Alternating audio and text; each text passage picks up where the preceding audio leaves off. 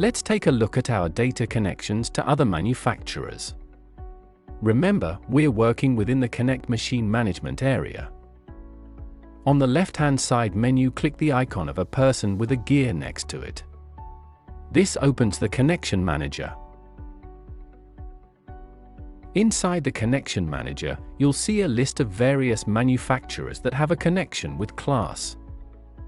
Class Connect is open API, enabling any partner to make a connection. For example, if you go to a specific manufacturer and select Details, you'll see an overview. It includes which connection types are available, whether the connection is supported in your region, the scope of the data that can be shared incoming and outgoing. To initiate a connection, simply click Connect, and you'll be taken directly to the partner's platform to complete the setup.